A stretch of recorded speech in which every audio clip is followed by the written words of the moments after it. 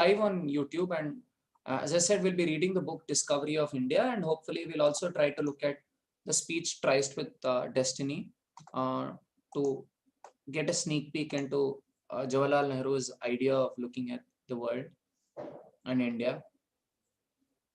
During these years of thought and activity, my mind has been full of India, trying to understand her and to analyze my own reactions towards her.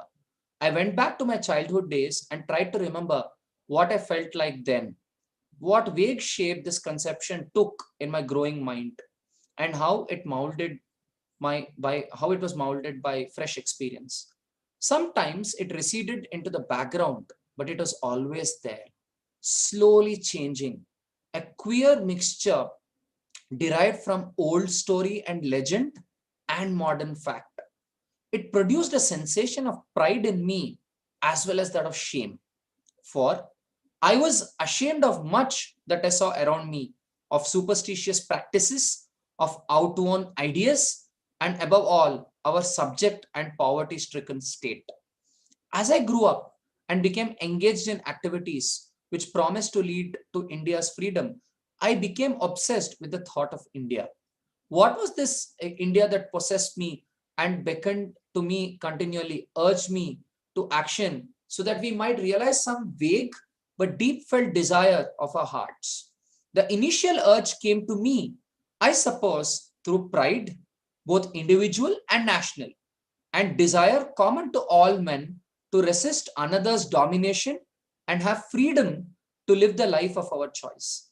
It seemed monstrous to me that a great country like India, with a rich and immemorial past, should be bound hand and foot to faraway island which impose its will upon her. It is still more monstrous that this forcible union had resulted in poverty and degradation beyond measure. That was reason enough for me and others to act. I mean, Nehru is saying that he had an idea of India, and as he was growing, that idea was growing with him. And if you notice his words, that sometimes it receded in the background, but it was always there, that idea of India. It was slowly changing, and it was a mixture of old story and legend as well as modern fact. And he has both pride in India and also shame for the superstition and poverty and the other things he sees. And he talks of how is it that a tiny island is able to conquer a large country. And even more monstrous was the fact that this domination resulted in poverty. And this, he believes, was a reason for a lot of them to act and work towards freedom of the country. But it was not enough to satisfy the questioning that arose within me. What is this India apart from her physical and geographical aspects? What is India apart from her physical and geographical aspects? What did she represent in the past? What gave strength to her then? How did she lose that old strength? And has she lost it completely? Does she represent anything vital now? Apart from being the home of a vast number of human beings, how does she fit into the modern world? So, I mean, when we talk of India, we draw a map and we try to see a geographical idea of India. But what is India? And what was her old strength? And has she lost that old strength? And what does she represent now? Apart from India being a home to so many people, what is India? And how does India fit in the modern world today? Is a question is asking. The wider international aspect of the problem grew upon me as I realized more and more how isolation was both undesirable and impossible. The wider aspect of the problem grew upon me as I realized that more and more how isolation, that you isolating India is both undesirable and impossible. The future that took shape in my mind was one of intimate cooperation politically, economically, and culturally between India and the other countries of the world. Very close cooperation, both in terms of politics, in terms of economics, in terms of culture, with different parts of the world. But before the future came, there was the present, and behind the present lay the strong and tangled past, out of which the present had grown. So to the past, I looked for understanding. India was in my blood, and there was much in her that instinctively thrilled me. And yet I approached her almost as an alien critic, full of dislike for the present as well as for many of the relics of the past that I saw. He says, I mean, although he likes India a lot, he's still trying to look at it like an alien, trying to critique it to understand what lies in the past. To some extent, I came to her via the West and looked at her as a friendly Westerner might have done. Nehru says, I was looking at her like how a Westerner who was friendly to India might have seen. I was eager and anxious to change her outlook and appearance and give her the garb of modernity. And yet, doubts arose within me. Did I know India? I who presumed to scrap much of her past heritage. There was a great deal that had to be scrapped, that must be scrapped, but surely India could not have been what she undoubtedly was and could not have continued a cultured existence for thousands of years if she had not possessed something very vital and enduring, something that was worthwhile. What was that something? India could not have existed as a culture for that long if India did not have something very vital and enduring, something which stays for a long time. So he asked, what is that vital and enduring which India possesses? And he wanted to find it. I stood on a mound of Mohenjo-daro in the Indus Valley in the northwest of India, and all around me lay the houses and the streets of the ancient city that is said to have existed over 5,000 years ago. And even then, it was old and well-developed civilization. The Indus civilization, writes Professor Childe, Professor Child, that represents a very perfect adjustment of human life to a specific environment that can only have resulted from years of patient effort. It has endured. It is already specific. It is already specifically Indian and forms the basis of modern Indian culture. Astonishing thought that any culture or civilization should have this continuity for 5 or 6,000 years or more, and not in a static, unchanging sense, for India was changing and progressing all the time. That you look at Indus Valley civilization, you see that elements of India, and you see that India is, as a culture is intact for 5,000, 6,000 years. And when you say that India is intact, you're not saying that it's the same India which is intact. India is always progressing and changing. A progressing and changing India as a culture is the same for 6,000 years is astonishing.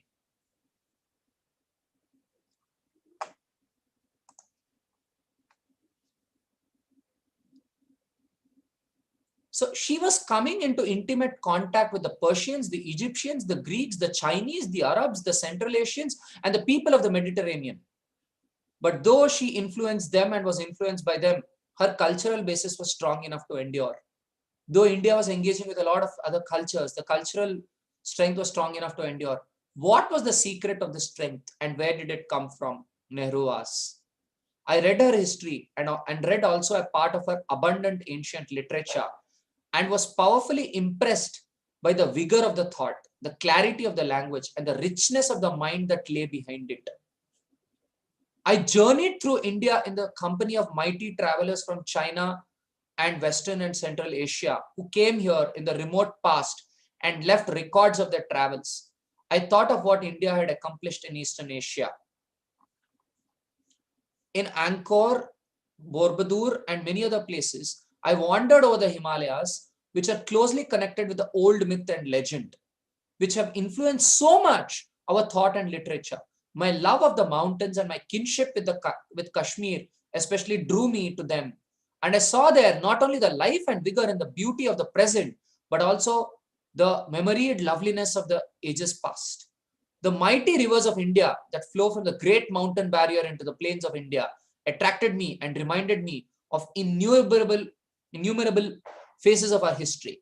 The Indus or Sindhu, from which our country came to be known as India and Hindustan, and across which races and tribes and caravans and armies have come for thousands of years. The Brahmaputra, rather cut off from the main current of history, but living in old story, forcing its way into India through deep chasms cut into the heart of the northeastern mountains, and then flowing calmly into a gracious sweep between mountain and wooded plain, the Jamna, round which cluster so many legends of dance and fun and play. And the Ganges, above all, the river of India, which has held India's heart captive and drawn uncounted millions to her banks since the dawn of history. The story of the Ganges, from her source to the sea, from the old times to the new, is the story of India's civilization and culture, of the rise and fall of empires, of great and proud cities, of the adventure of man and the quest of the mind, which has so occupied India's thinkers, of the richness and fulfillment of life, as well as its denial and renunciation of the ups and downs of growth and decay of life and death. Such a beautiful articulation and such a poetic description of India and the way he's pondered around various places to understand what is this India, what is this force which keeps India intact over several thousands of years. I visited old monuments and ruins and ancient sculptures and frescoes, Ajanta, Ellora, and the Elephanta caves, and other places. I also saw the lovely buildings of a later age in Agra and Delhi, where every stone told its story of India's past. Every stone told its story of India's past. In my own city of Allahabad or in Haridwar, I would go to the great bathing festivals, the Kumbh Mela, and see hundreds of thousands of people come, as their forebears had come for thousands of years from all over India to bathe in the Ganges. I would remember descriptions of the festivals written 1300 years ago by Chinese pilgrims and others, and even then the melas were ancient and lost in unknown antiquity. What was the tremendous faith, I wondered, that had drawn our people for untold generations to this famous river of India? These journeys and visits of mine with the background of my reading gave me an insight into the past. These journeys and visits of mine with the background of my reading gave me an insight into the past. To a somewhat bare intellectual understanding was added an emotional appreciation, and gradually a sense of reality began to creep into my mental picture of India. These journeys and visits of mine with the background of my reading, these journeys and visits of mine with the background of my reading gave me an insight into the past. To a somewhat bare intellectual understanding,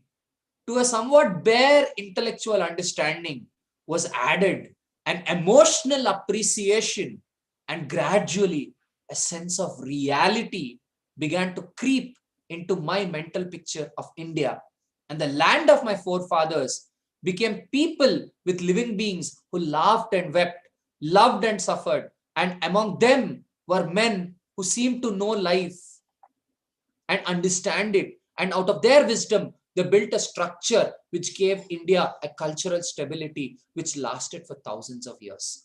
Hundreds of vivid pictures of this past filled my mind, and they would stand out as soon as I visited a particular place associated with them. At Sarnath, near Banaras, I would almost see Buddha preaching his first sermon. And some of his recorded words would come in like a distant echo to me through 2,500 years. At Sarnath near Banaras, I would almost see Buddha preaching his first sermon, and some of his recorded words would come to me like a distant echo from 2,500 years. Ashoka's pillars of stone with their inscriptions would speak to me in their magnificent language and tell me of a man who, through an emperor, was greater than any king or emperor. At Fatehpur Sikri, Akbar, forgetful of his empire, was seated, holding converse and debate with the learned of all faiths, curious to learn something new and seeking an answer to the eternal problem of man. Thus, slowly, the long panorama of India's history unfolded itself before me with its ups and downs, its triumphs and defeats. There seemed to me something unique about the continuity of a cultural tradition through 5,000 years of history of invasion and upheaval, a tradition which was widespread amongst the masses and powerfully influenced them. Only China has had such a continuity of tradition and cultural life, and this panorama of the past gradually merged into the unhappy present, when India, for all her past greatness and stability, was a slave country, an appendage of Britain, and all over the world, terrible and devastating war was raging and brutalizing humanity.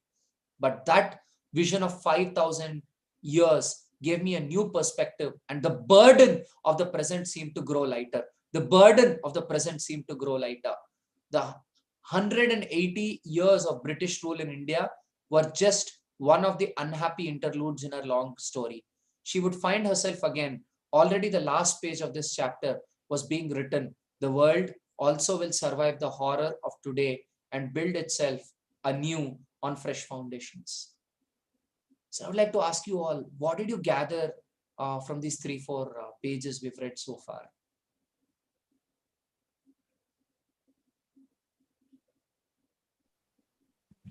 So, Yeah, please go ahead. so he's having this idea of this old, he's having this old idea of India where he lived and had the slow memories from his past, and he's now relating it to the present. While he see around himself that things are not such happy, and he's ashamed of the practices going on in India, and India is a slave country. Now when he's doing this journey all over the India, he's relating to whatever he read, whatever he thought of India. He's up to find that what is that secret, what is that idea of India that have led to continue this age-old tradition for so long, and that have kept the culture intact while there was continuous change going on. And when he's making his journey all through the places, then he's recollecting whatever he read, whatever he thought about the past, and what was his idea of the India in the past. And coming from that, when he relates it to the present, he's unhappy and he's able to merge those things to the present. And now he's thinking that India is a slave country, and that is also one of the unhappy thing that is happening around him. And now he knows the reason that why his India is so different, and why it has uh, saved the intact culture while it is also changing with time. Okay, thank you. Who's going next?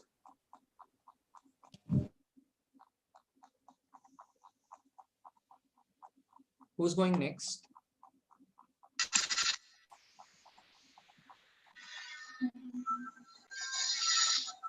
Anybody else? Yeah, Tilottama, please go ahead.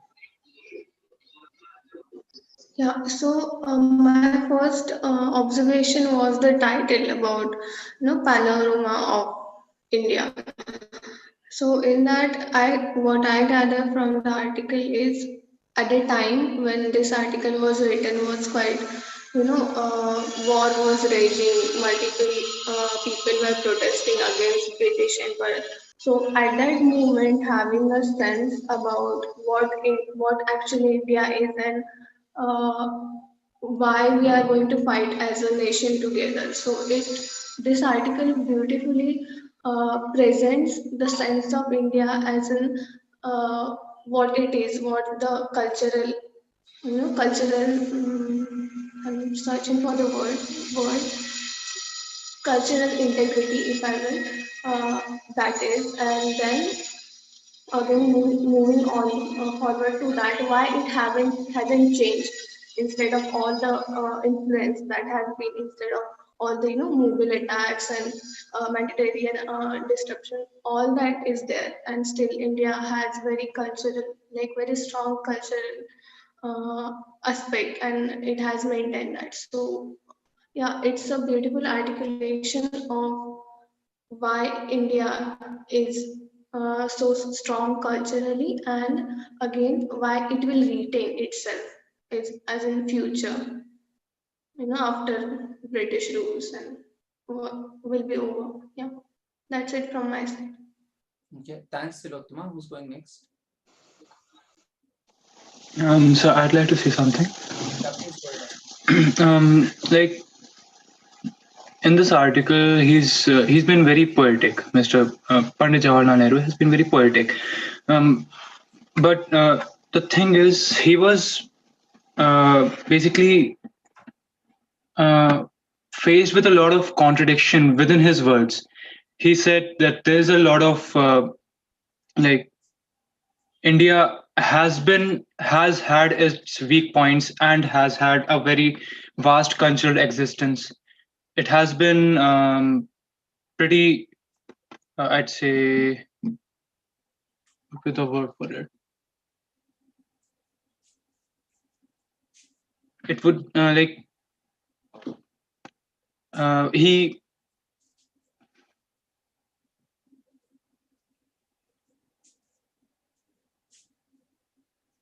he mentioned Ganga, right? Yeah. The Ganges River. He said that the Ganges has been there and has been uh, inviting millions of people to bathe in its holy water since the dawn of history. So he has shown that India has had a very vast historical existence, but at the same time, it has had its downfalls too, like the caste system or the different religious practices which are not appropriate. So, um, although at the end of the day, he specified that he loves his country, he would like to change what he wanted, like what he felt was wrong, and he wouldn't like want to change what India stands for. Okay. Yeah. Thanks, Astitwa. Anybody else going in? Yeah, Vidya, please go in.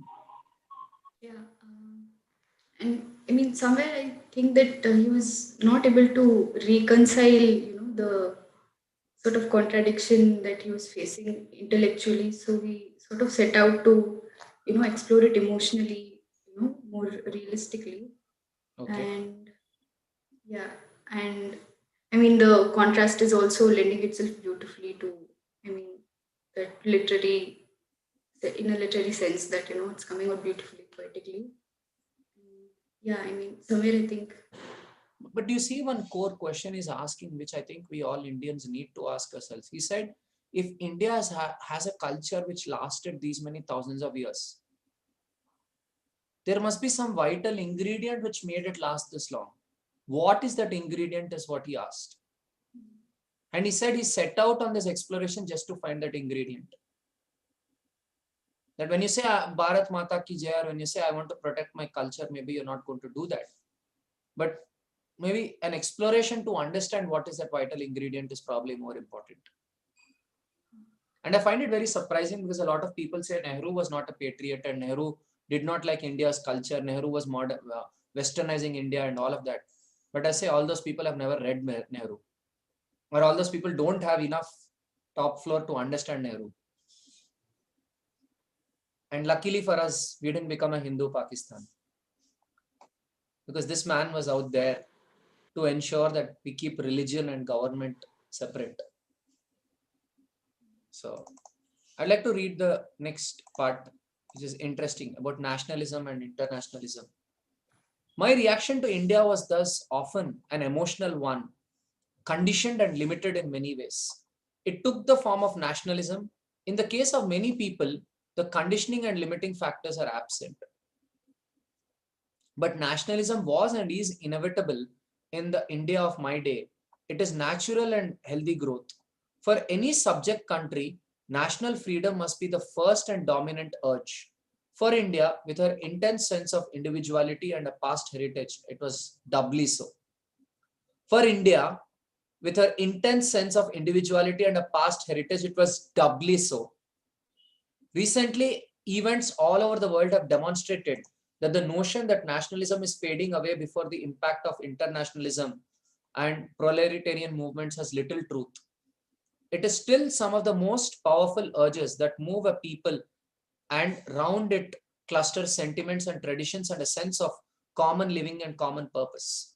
While the intellectual strata of the middle class were gradually moving away from nationalism, so they thought labor and proletarian movements deliberately based on internationalism were drifting towards nationalism.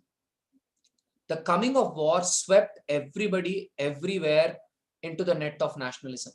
This remarkable resurgence of nationalism, or rather rediscovery of it, and a new realization of its vital significance has raised new problems and altered the form and shape of old problems. The old established traditions cannot easily be scrapped or dispensed with. In the moments of crisis, they rise and dominate the minds of men, and often we've seen a deliberate attempt is made to use those traditions to rouse a people to a high patch of effort and sacrifice. Traditions have to be accepted to a large extent and adapted and transformed to meet new conditions. And ways of thought at the same time, new traditions have to be built up. The nationalist ideal is deep and strong. It is not a thing of the past with no future significance, but other ideals more based on ineluctable facts of today have arisen, an international ideal and the proletarian ideal, and there must be some kind of fusion between these various ideals if we are to have a world equilibrium and a lessening of conflict.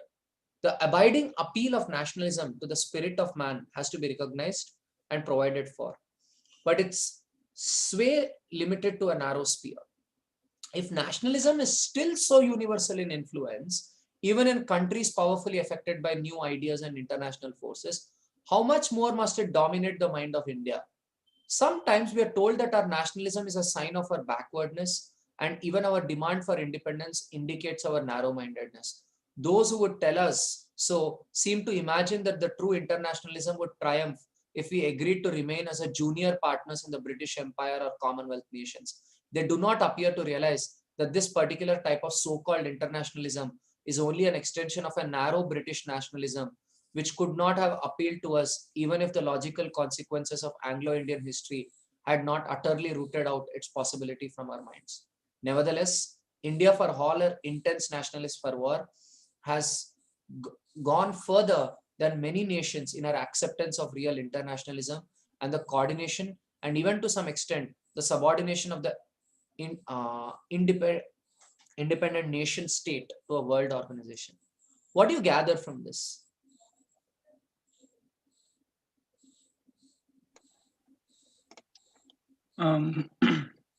So at that time, India was going through a vast change, a huge change. It was freeing itself from the British uh, chains, basically, right? So um, he said that the thought of nationalism as a whole is very good for India, but there are people who fear this. There are people who fear the change. So I'd like to say it is okay to fear change, but one should try not to. What? That's not exactly what he's saying. So what he said is that nationalism was always there in India, Yeah. but nationalism was fading away. Just at the time when nationalism was fading away, the war brought, I mean, not just India, but across the world, the war brought back nationalism. You see, he says it here. He was saying that, look, see this. Even recent events all over the world have demonstrated that the notion of nationalism is fading away before the impact of internationalism, right? It is still one of the most powerful. This, he says, has little truth. It is still one of the most powerful urges that move a people and around it cluster. So while the intellectual strata, the intellectuals in the society feel that the middle class were gradually moving away from nationalism, the intellectual strata of the middle class was thinking that people were gradually moving away from nationalism, and so they thought only labor and this proletarian movements were drifting towards nationalism. He says only labor were going towards nationalism is what these intellectuals think. But while all of this thought process was brought in, the war, where does he say? Somewhere here he says that due to war, the whole world was coming back to nationalism. And then he says that nationalism is a good idea, but then sometimes the old has to make way for the new, and the rituals have to change and so on.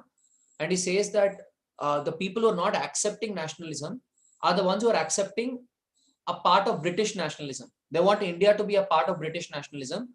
And he says he's not okay with that. He says India is nationalist and India has already accepted internationalism and is willing to work in coordination with the other countries. But he believes in nationalism and not amongst those people who believe that nationalism is wrong and so on. You see here, if nationalism is still so universal in its influence, even in countries powerfully affected by new ideas of international forces, how much more must it dominate in the mind of India? In other countries where the international influence is more, wahan pe bhi itself if nationalism is more, how much more should it dominate the mind of India? Sometimes we are told that our nationalism is a sign of our backwardness, and even our demand for independence.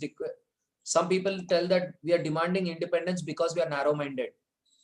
He's saying those who tell us seem to imagine our true nationalism would triumph if we agreed to remain as junior partners in British Empire.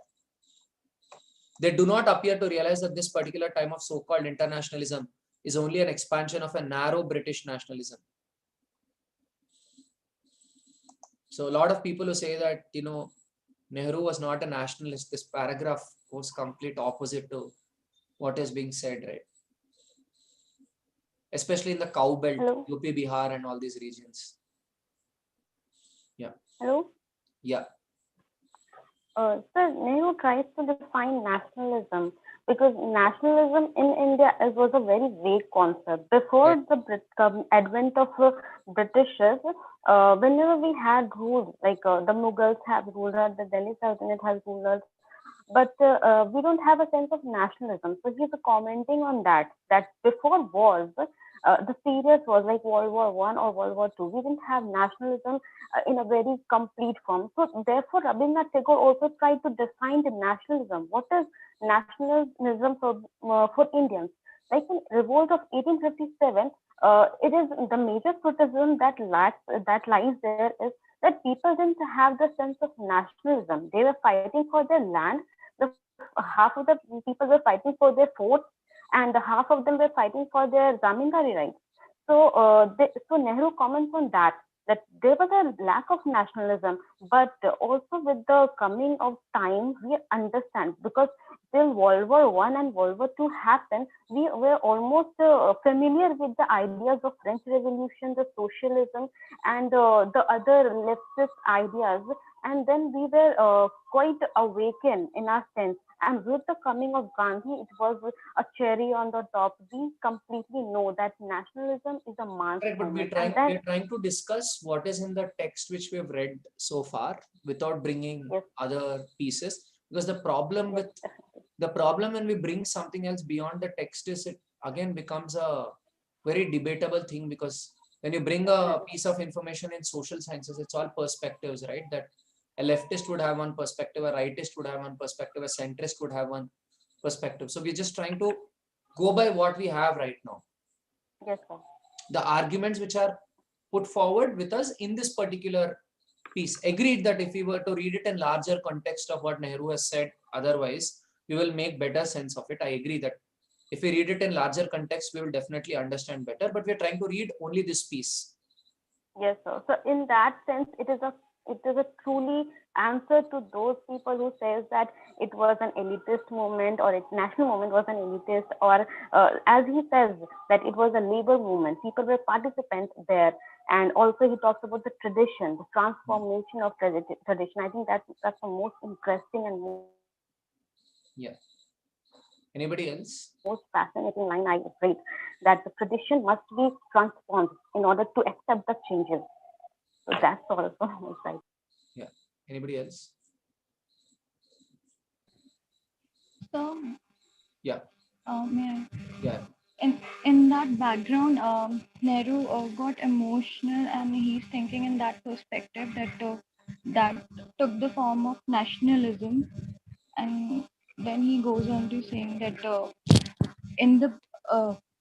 in that part in that past it was doubly so that there was not that much nationalism, and when there was war and the unrest was going on, middle class was moving away.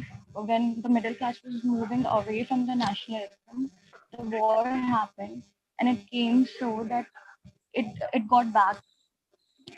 And further, the India went on to with nationalism in a way that it um, got into coordination and internationalism, in a sense that took a form of subordination to at a level.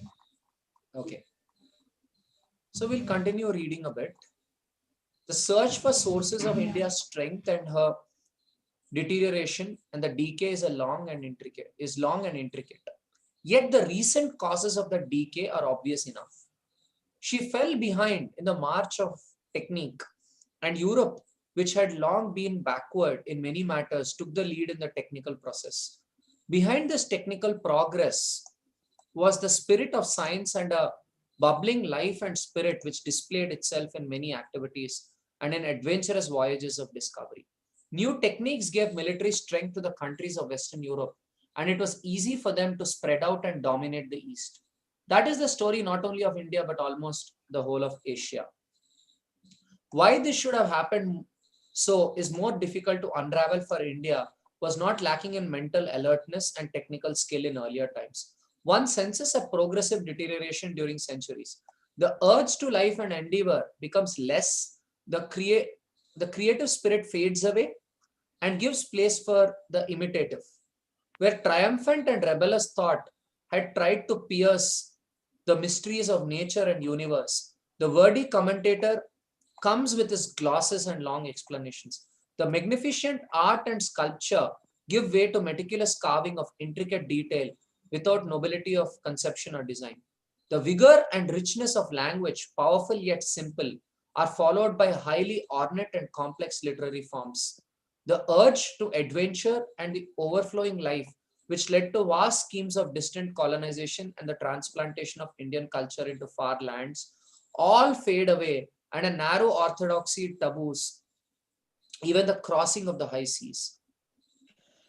A rational spirit of inquiry, so evident in earlier times, which might well have led to the further growth of science, is replaced by irrationalism and a blind idolatry of the past. Indian life becomes sluggish stream, living in the past, moving slowly through accumulations of dead centuries. The heavy burden of the past crushes it, and a kind of coma seizes it. It is not surprising that in the condition of mental stupor and the physical weariness, India should have deteriorated and remained rigid and immobile while other parts of the world marched ahead. Yet, this is not a complete or wholly correct survey. If this had been a long and unrelieved period of rigidity and stagnation, this might have resulted in a complete break with the past and the dearth of an era and the erection of something new on its ruins. There has not been such a break, and there is definite continuity. Also, from time to time, vivid periods of renaissance have occurred, and some of them have been long and brilliant. Always there is visible an attempt to understand and adapt the new to harmonize it with the old, or at the rate with parts of the old which were considered worth preserving. Often that old retains an external form only as a kind of symbol and changes its inner content, but something vital and living continues. Some urge driving the people in a direction not wholly realized, and always a desire for synthesis between the old and the new. It was this urge and desire that kept them going and enabled them to absorb new ideas while retaining much of the old. Whether there was much a thing as an Indian dream through the ages, vivid and full of life, or sometimes reduced to murmurings of troubled sleep, I do not know. Every people and every nation has some such belief or myth of national destiny, and perhaps it is partly true in each case. Being an Indian, I am myself influenced by this reality or myth about India, and I feel that anything that had the power to mold hundreds of generations without a break must have drawn its enduring vitality from some deep well of strength and must have had the capacity to renew that vitality from age to age. Was there some such well of strength? And if so, did it dry up or did it have hidden springs to replenish it? What of today? Are there any springs still functioning from which we can refresh and strengthen ourselves? We are an old race and rather an odd mixture of many races. And our racial memories go back to the dawn of history. Have we had our day and arc? We now living in the late afternoon or evening of our existence, just carrying on after the manner of the aged, quiescent, devitalized, uncreative, desired peace and sleep, or above all else. Some people, no races remain unchanged. Continually, they're all mixing with the others and slowly changing. They may appear to die almost and then rise again as a new people or as a variation of the old. There may be a definite break between the old people and the new, or vital links of thoughts and ideals may join them. History has numerous instances of old and well-established civilizations fading away or being ended suddenly, and vigorous new cultures taking their place. Is it some vital energy, sonic inner source of strength that gives life to a civilization, or a people without which all effort is ineffective? Like the vain attempt of an aged person to plough the path of a youth. Amongst the people of the world today, I've sensed this vital energy chiefly in three: Americans, Russian, and the Chinese. A queer combination. Americans, in spite of their roots in the old world, are a new people, uninhibited and without the burdens of the complexes of old races. And it is easy to understand their abounding vitality. Also are the Canadians, Australians, and New Zealanders, all of them largely cut off from the old world and facing life in all its newness. Russians are not a new people, and yet there have been a complete break from the old, like the death, and they have been reincarnated anew in a manner from which there is no example in history. They've been youthful again with an energy and vitality that are amazing. They are searching for some of their old roots again, but for all the practical purposes, they are new people, a new race, and a new civilization. The Russian people, the Russian example shows how a people can revitalize itself, become youthful again, if it is prepared to pay the price for it and tap the springs of the suppressed strength and energy amongst the masses. Perhaps this war and all its horror and frightfulness might result in the rejuvenation of all other people also, such as the survival from the Holocaust. The Chinese stand apart from all these. They are not a new race, nor have they gone through all of that shock of change from from top to the bottom, which came from Russia. Undoubtedly, seven years of cruel war has changed them as it must. However, this change is due to the war or to the more abiding causes. Whether it is a mixture of the two, I do not know. But the vitality of the Chinese people astonishes me. I cannot imagine a people endowed with such bedrock strength going under. Something of that vitality which I saw in China, I've sensed at times in the Indian people also.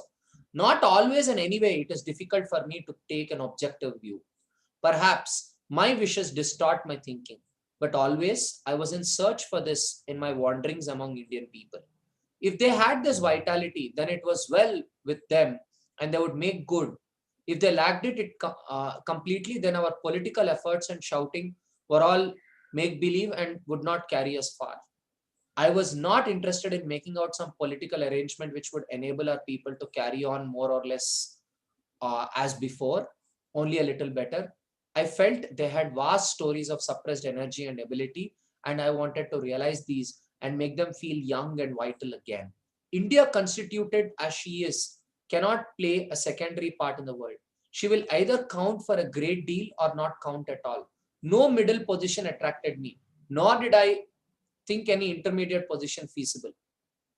Behind this past quarter of a century struggle for India's independence and all our conflicts with British authority, lay in my mind that of many others, the desire to revitalize India.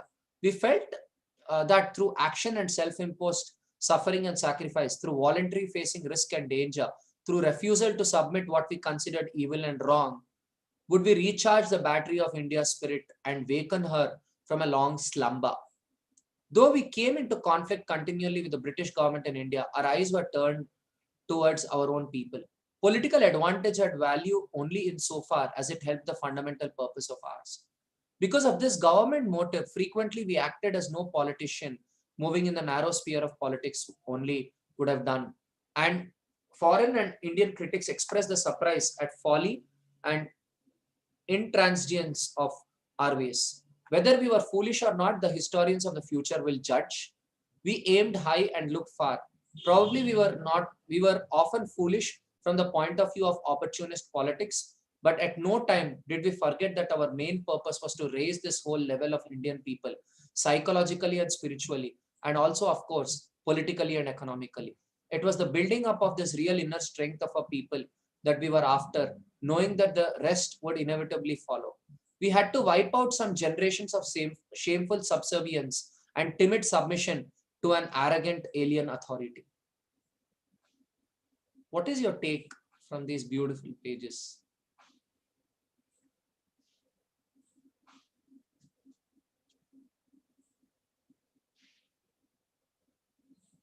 Who's going first?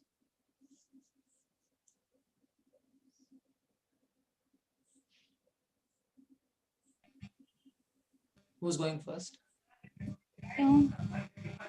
Yeah, please go ahead. Yeah. So he is talking about, there was a technical progress going on at that time. So then he went into this adventurous voyage in which some deterioration happened and the creativity was fading away. Something was changing, the other thing was being introduced. And so were some of the practices which were being practiced in the past were also changing, such as crossing the sea was not okay in the past, but after a time it was also changed. And so basically, like other countries as well, India was also changing, but Nehru believed that India has some reserved energies which were meant to be released. He was finding the strength which kept the Indian culture going on for such a long time. So he's talking about that strength, that vitality, that which is making India to go on uh, without compromising with the culture, but also becoming the part of the new India, of the new uh, era. So here also he's talking about other countries like America, China, and Russia. So these are the countries which completely cut off from the old tradition and they emerged as the new countries. Um, so in India, something, uh, some synthesis is going on. Some things are left in the past, and something is carried on in the future. So that is what he's talking about. Anybody else?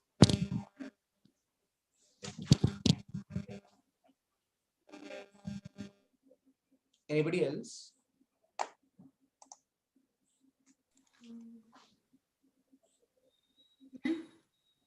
Yeah, Vidya, please go. Yeah, I mean, he starts off with saying that, there's definitely a deterioration in terms of, you know, whatever was happening in India in the past, but there is also a certain continuity, you know, a certain spiritual continuity which will perhaps, help us come back and, like raise back maybe. And and at points, we may seem foolish sticking to that purpose of, elevating ourselves in a complete sense, psychologically as well as spiritually. But maybe that is what is holding us together. That is the inner strength. Yeah. I mean, he also mentions that in like we have not taken to the spirit of science quite well. No, but you see his case study analysis. He says that, he's seen three countries where people have continued that vitality. He says, other countries are reinventing themselves or they're continuing. He quotes Russia, America, and China. And he says America is interesting because although they've come from different lands, just like New Zealand or Australia, which is that other country names, New Zealand, Australia,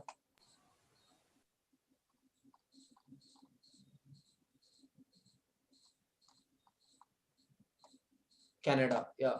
So although they've migrated, they've left behind that past and they're completely new people, new race, and so on.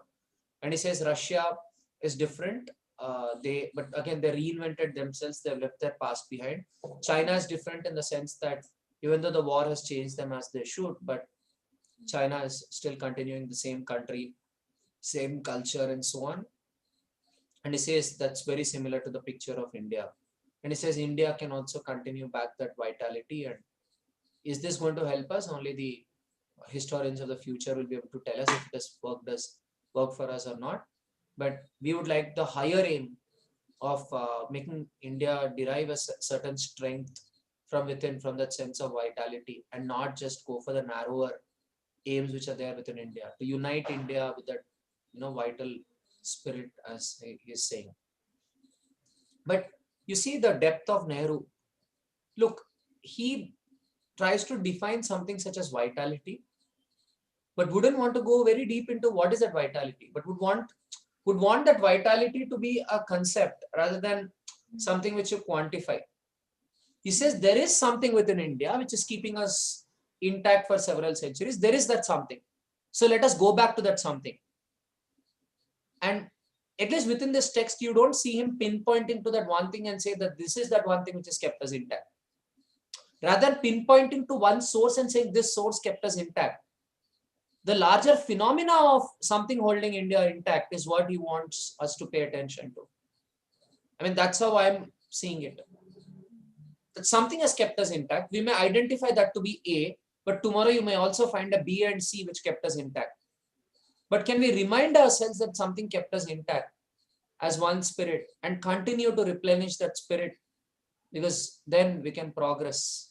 And yes, as you said, he said that, there has to be more scientific progress, and India was decaying because of superstition and orthodoxy, various forms. Yeah. Does anybody else have something else to say?